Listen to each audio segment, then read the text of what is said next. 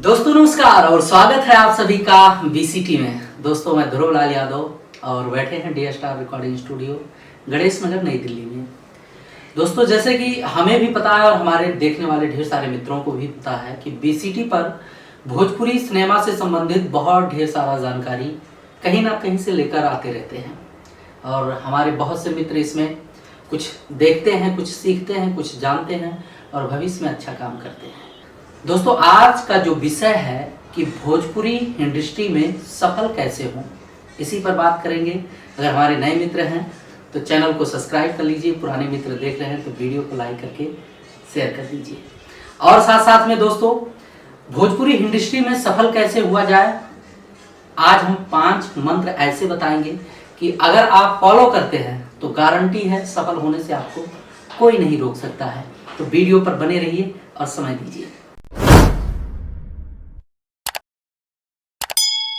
तो दोस्तों 5 मंत्रों में से पहला है कंटिन्यूटी, यानी कि निरंतर, यानी कि लगातार, यानी कि जो फर्स्ट सब्जेक्ट है हमारा, जो फर्स्ट मंत्र है, कंटिन्यू काम करने वाले कभी विफल नहीं होते हैं। कंटिन्यू काम करने से क्या फायदा होता है, जैसे आप किसी भी सब्जेक्ट को लेकर काम करना शुरू कर दिए तो पहला नंबर जब आप पहली बार उस पर काम करते हैं तो बहुत कुछ चीजें होती हैं कि आपसे अनजान होता है और जितना जानकारी आपको होता है उतना ही कर पाते हैं। लेकिन जब लगातार काम करते हैं तो आपको ढेर सारे ऐसे जानकारी नए मिलते हैं कि जो आपके सब्जेक्ट में 4 चांद लगा देते हैं, यानी कि सीढ़ी दर सीढ़ी चढ़ते चढ़ते आपको निचोड़ मिलता है उसका। कंटिन्यू काम करने से सबसे बड़ा प्रॉफिट यही है कि बहुत कुछ चीज़ें आप नहीं जानते हो जिसके वजह से शुरुआत में असफल हो जाते हो, लेकिन जब कंटिन्यू काम करोगे तो उससे आपको कुछ जानकारियां ऐसी भी मिल जाती हैं कि जिससे आप बहुत दूर रहते हैं, बहुत अनजान रहते हैं, जिसके बगैर जो है सफल होना कहीं नहीं, मतलब कहीं से भी नहीं हो सकता। सफल होना बहुत बड़ी बात हो जाती है।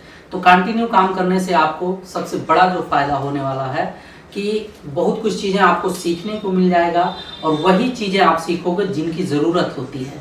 तो कंटिन्यू काम अवश्य करें। जब आप इस लाइन में आएँ तो कंटिन्यू काम करने पर विशेष करके फोकस करें, ऊबे मत, भागे मत। और दोस्तों हमारा जो दूसरा मंत्र है, जो हम अपने अनुभव के अनुसार आप लोगों के बीच में शेयर कर रहे हैं, जितने भी बातें हम आप लोगों के बीच में लेकर आए हैं वो हमारा अनुभव है और इतिहास भी है एक, कि भाई जो कंटिन्यू वर्क करता है, एक सब्जेक्ट को चुनकर परमानेंट काम करता है, उसको रिजल्ट जरूर मिलता है। दोस्तों अगला मंत्र है दूसरा नंबर, सब्र, पेशेंस, यानी कि सब्र रखिए। हमारे बहुत से मित्र हैं अपना धैर्य खो देते हैं, मतलब सब्र उनका टूट जाता है, पेशेंस नहीं होता उनको। आज सिंगिंग करने लगे, 2-3 गाने गाए, कल राइटिंग करने लगते हैं, कभी क्या होता है कि म्यूजिक कंपोजर बनने की कोशिश करने लगते हैं, कभी क्या होता है कि वो भाई प्लेटफॉर्म चेंज करते रहते हैं, सब्र नहीं होता। 2-4 गाने किए, पता चला कि भाई इसमें तो कुछ नहीं हो रहा है, हमें राइटिंग आता है, ये अच्छा कर ले जाते हैं, उस पर काम करेंगे।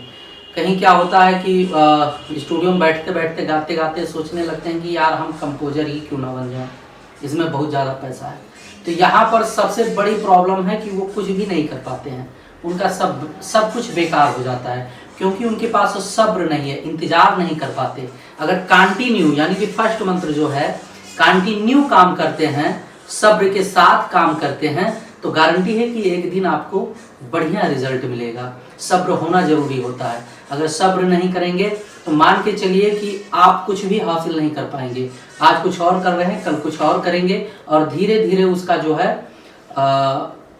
दायरा बढ़ता जाएगा। आप एक नाव छोड़कर दूसरे नाव पर, तीसरे नाव पर, चौथे नाव पर, आप जहां तक जाना चाहते हैं वहां तक नहीं पहुंच पाएंगे, रास्ते में ही विलंब हो जाएगा, समय निकल जाएगा। दोस्तों आते हैं तीसरे मंत्र पर। तीसरा मंत्र है दोस्तों प्रमोशन। जैसे कोई भी कंटेंट आप करते हैं, कोई भी सब्जेक्ट आप बनाते हैं, तो जितना मेहनत आप बनाने में करते हैं उतना ही मेहनत आपको प्रमोशन में भी करना चाहिए। जितना पैसा आप बनाने में लगाते हैं उतना ही पैसा आपको प्रमोशन में भी लगाना चाहिए। हम नहीं समझ पा रहे हैं, जब तक आप लोगों को बताएंगे नहीं कि हम ये काम करते हैं या मेरा ये कंटेंट है या मेरा ये प्रोजेक्ट है, तब तक लोग कैसे जान पाएंगे, क्योंकि कंपटीशन बहुत ज़्यादा है। अब इतना ढेर सारा कंपटीशन है, अगर इस कंपटीशन में बूस्ट करके आप आगे नहीं निकलेंगे तो फिर क्या होगा, क्या रिजल्ट आपको मिलेगा। एक बार अपने माइंड में इन सब बातों को रखकर सोचिए कि भाई कंपटीशन इतना ज़्यादा है, काम करने वाले बहुत से लोग हैं, तो उनसे अगर आपको कुछ सीखना है या उनसे आपको कुछ आगे निकलना है या उनको पीछे छोड़ के आपको अपने आप को सबसे आगे प्रेजेंट करना है, तो प्रमोशन होना बहुत ज़्यादा ज़रूरी होता है। अगर आप प्रमोशन नहीं कर पाओगे तो भाई बनाते रहिए बाई द लक, बाई कोई कंटेंट आपका हाईलाइट हो गया या वायरल हो गया तो सब बात की बात है। प्रमोशन पर विशेष ध्यान दीजिए। जहां भी मौका मिले आपको अपने आप को प्रेजेंट करने का या अपने कंटेंट या प्रोजेक्ट या सब्जेक्ट को प्रेजेंट करने का, वहां पर वो मौका मत छोड़ा करें। चाहे स्टेज हो, चाहे कहीं भी कम्युनिटी हो लोगों का, या सोशल मीडिया हुआ, या कोई भी प्लेटफॉर्म है, पेड प्रमोशन है, प्रमोशन जरूर किया करें। प्रमोशन का बहुत हटके और बहुत ज़्यादा फायदा होता है। दोस्तों आते हैं अगले मंत्र पे। दोस्तों अगला मंत्र है जो आपका टीम वर्क होता है वो मजबूत होना चाहिए। अच्छा कंपोजर होना चाहिए, अच्छा राइटर होना चाहिए, अच्छा मेकिंग के जितने भी टूल्स होते हैं अच्छे से उसको डील करने वाले, उसको हैंडल करने वाले होने चाहिए।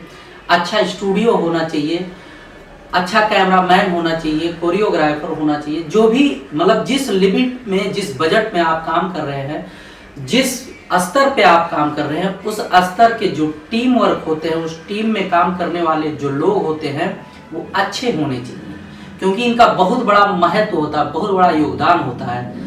राइटर का अगर बात कर लिया जाए तो राइटर भाई जब तक सुलझा हुआ राइटर नहीं होगा या बढ़िया सुलझा हुआ डायरेक्टर या म्यूजिक कंपोजर या रिकॉर्डिस्ट या जिस स्टूडियो में आप काम करते हैं वहाँ के लोग, काम करने वाले लोग जो होते हैं वो सुलझे हुए नहीं होंगे, समझदार नहीं होंगे या काम के प्रति ईमानदार नहीं होंगे, तो आप कितना भी मेहनत कर लीजिए, कितना भी पैसा बेकार करिए, कुछ भी करिए, कोई फायदा नहीं होने वाला है, बेकार ही जाएगा।